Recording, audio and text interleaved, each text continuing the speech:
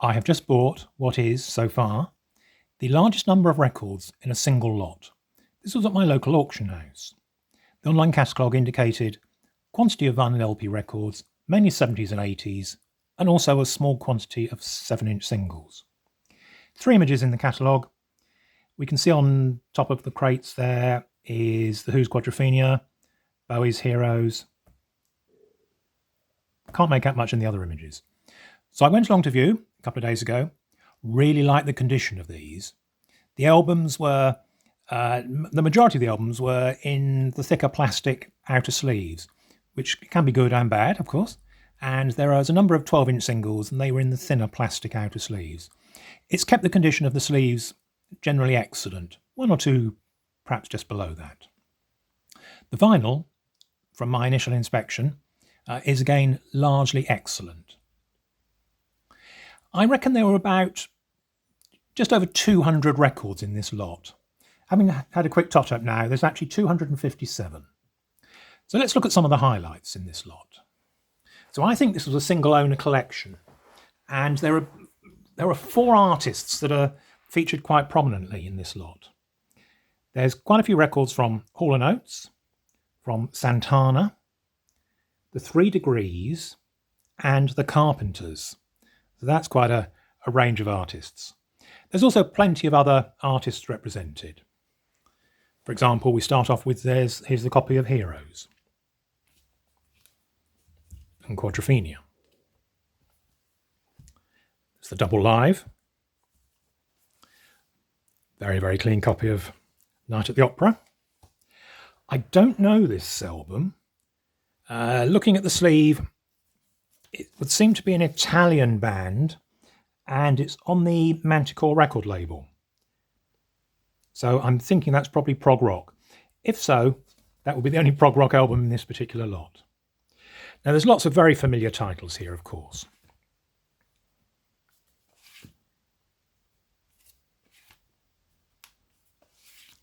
That's a 1970s reissue. It's the Pretenders.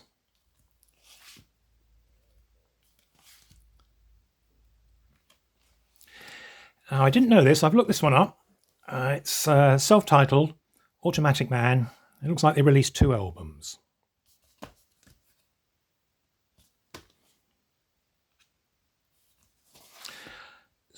Jonathan Richman. I've not had this before. Robert Palmer.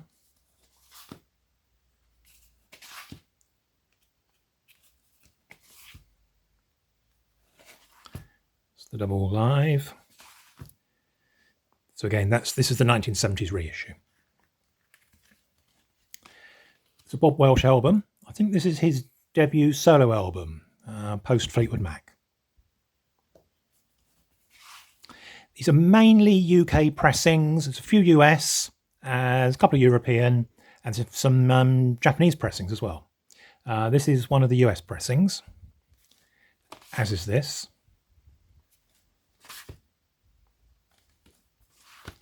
There's a few Bob Seger.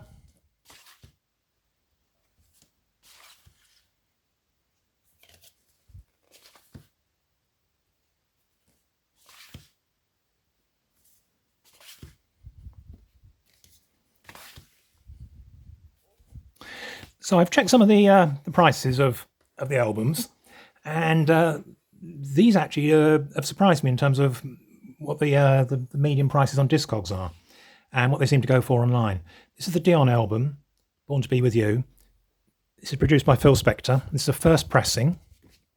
It seems to be around about a £30 album. And this one is perhaps even a bigger surprise. Sesame Street Fever. Again, it seems to be about a £20 album. And this is the War of the Worlds box set, the special limited edition. It doesn't actually include in the box the paperback novel. I'll look to pick one of those up online to include in the box to make it complete. Lovely condition though. Moving on to the next bundle. So here's these Hall & Oates albums. There are 14. Okay, lovely condition. So clearly the owner of this, the records in this lot, was a big fan. I'd noticed when I viewed that several of the sleeves were signed. In fact, 4 are. So the first 2 here are US pressings. Their first album, designed by Darryl and John, to our biggest English fan. John has signed there. This is the other US pressing, again signed by Darryl on the front, and John has signed on the back. Some UK pressings. Again, these are signed faintly, but you can make out their signatures. And again, they've signed this one. And John's written there, "All the best to you. I hope you enjoy the show." And looks like other guys in the band have signed the back of the album sleeve.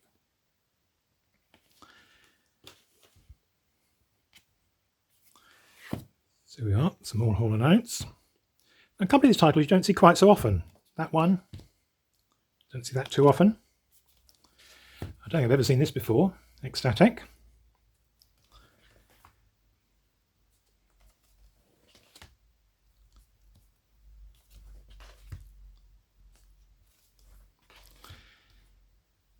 That's a compilation of tracks off their earlier albums, I think. I'll have to check that out. Likewise, I think this is off their earlier albums too. Maybe it's this one that was off the earlier. It says the best of Hall Oates, but actually looking on the back, there's some unreleased tracks, and yeah, they're mainly tracks off their first 3 albums. And we've got some other familiar titles.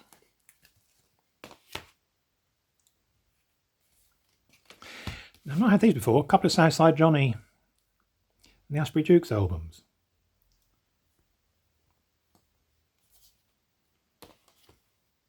That's live. That's a double. So we've got another Bowie. Crosby, Stills, Nash and Young. This is about the only, one of the few classic rock albums in here. Now this is one where the sleeve is a little bit worn, and this is one of the records that actually wasn't in a plastic sleeve. So that shows that perhaps that without these plastic sleeves, you do get more wear. The vinyl's okay.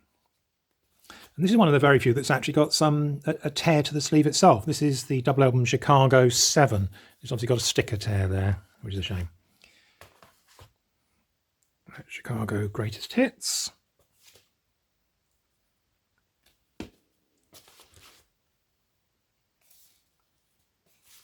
There are several soundtracks in this lot.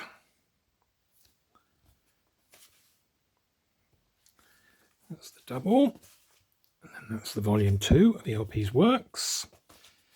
There's a Traffic album with one of those horrible stickers you can't get off from the Record and Tape Exchange. That's a first pressing, so it's on the Atlantic Plum label.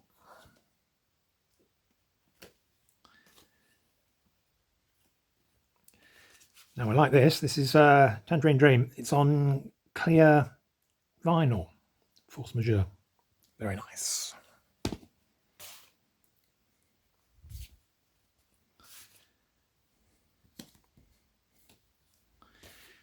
have a few Vangelis.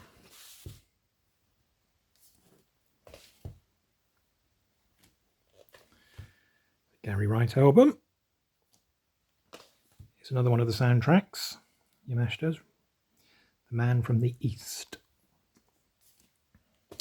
And also the soundtrack for the movie FM. Then there's another box set, which is the George Harrison All Things Must Pass. It includes the poster. The box has a few stains on it, and otherwise it's intact pretty much. The vinyl actually is probably only VG+. It's one of the very, very few records that clearly has had quite a bit of play, but still very nice to have. And moving on to the next little bundle that I'm highlighting. I'm not going to show all of them. This is the bundle of the Santanas in this collection. Again, lovely condition. So that's a UK pressing of Abraxas. And then there's a Spanish pressing, which for this title is in a gatefold, slightly laminated. In the front section of the gatefold, there's a large black and white poster. Santana 3.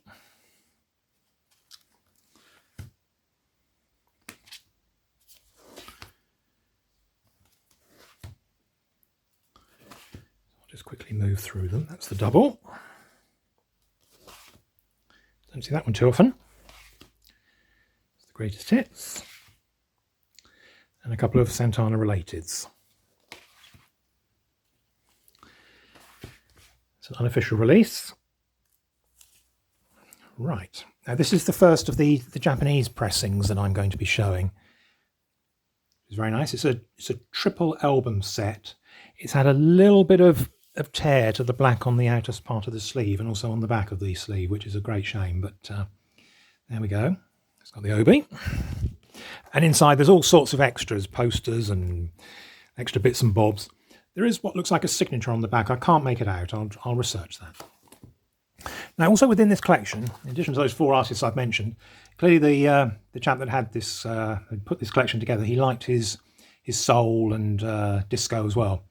And there's a nice collection here, including a number of Isley Brothers albums.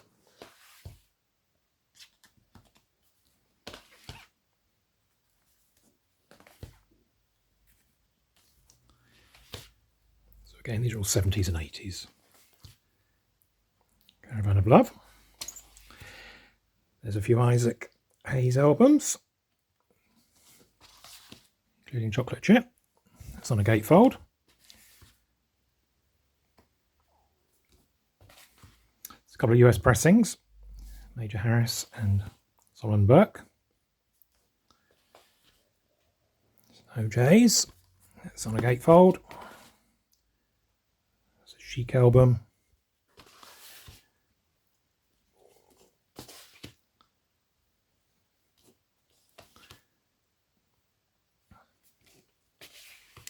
This is a double, Philadelphia Classics, various artists, nice comp.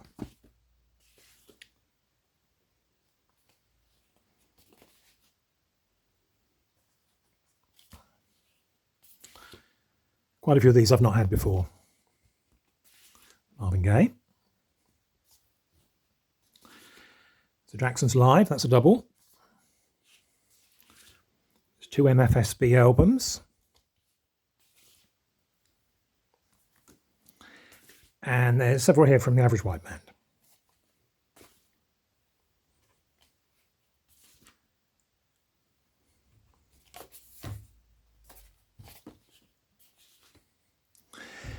There were also some 12-inch singles.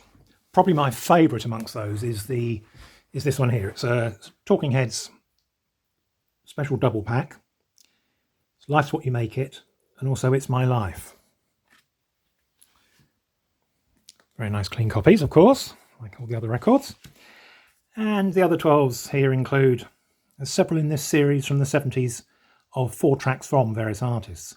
So there's 4 there from Alice Cooper, for example. I think these all 4 of those tracks are from Welcome to My Nightmare. So a good sampler. And there's various other artists in that same series. And the 12-inch pretty much represents the other genres in the collection, where there's some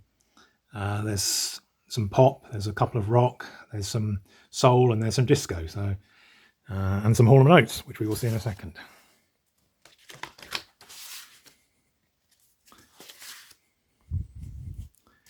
There's the Hall Oates. Mustn't miss those out.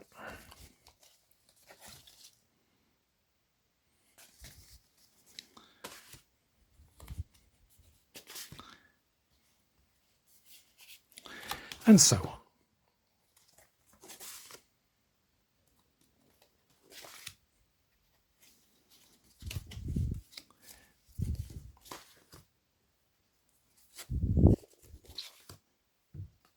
Quite a few of these are actually from the 80s as opposed to the 70s we're getting into now. This is the hearing aid with the rock bands. Dio actually was heavily involved in this, I seem to remember. Let's give that a listen. And we got some big country. And so on. So 3 degrees. Okay, then there were box of 7-inch singles. I say it's probably about 100, 125 in there. I've not counted them. And the ones that probably are most interesting to start with, just have a quick look at. We've got a deep purple in a nice company sleeve, Smoke on the Water, Woman from Tokyo. And on the other side we've got Child in Time. So that's nice. It's always nice to get some company sleeves, regardless of the titles. So here's a Vertigo, Joybringer Manfred Mann. And here's a US pressing of Angie the Stones. It's in a nice Atlantic company sleeve. The record was distributed by Atlantic. Now, quite a few of these, in fact I think nearly all of these 7-inch singles have these little numbered stickers in the corner. They are easy peel, and there's also on some of the 12 inches as well. I've managed to get quite a few off and they don't leave any marks or tears. This is a great single. David Bowie, Life on Mars.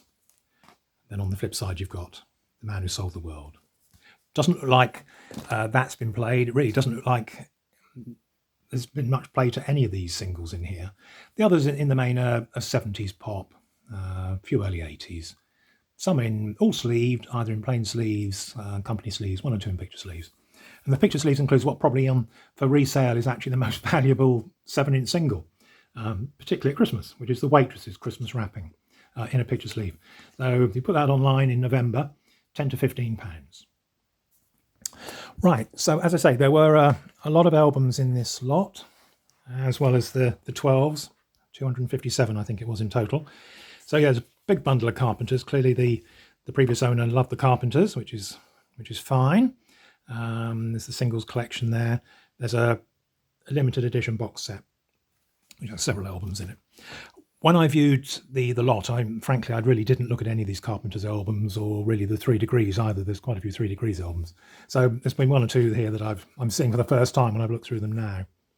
So others in this very large lot, that there's a number of Linda Ronstadts.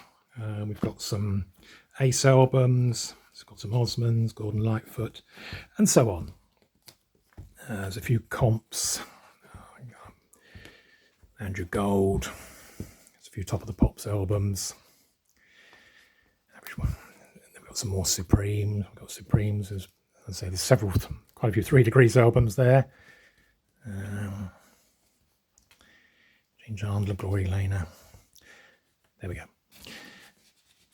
So as I say, I didn't look at the 3 Degrees albums or the Carpenters albums when I viewed. And now having at least had an initial view of them, the 3 Degrees albums do include 6 which are Japanese pressings. They all have the obies, which I've just placed in the front there. They're all intact.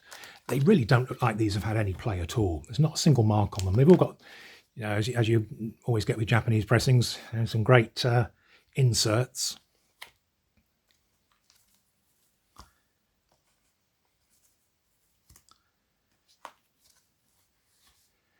Now this one here is it also includes there's a calendar which was in the middle, and the ladies have personally signed their pictures on several of the pages in the calendar. Very nice. And finally, what is possibly the most valuable album in this particular lot, which really I've only just seen today. Didn't look at this one I viewed. It's the Carpenters, live in Japan, Japanese pressing, double album. Got a couple of inserts.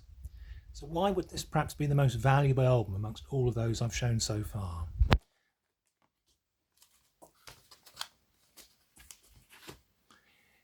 It's signed by Karen, Richard, and other members of her band. Karen and Richard have also clearly signed inside the record as well. Inside the record sleeve, that is. Obviously, I'll check whether those signatures are right. No reason to believe they're not. So that's very nice to find. Hope you found that of interest. Thanks for watching.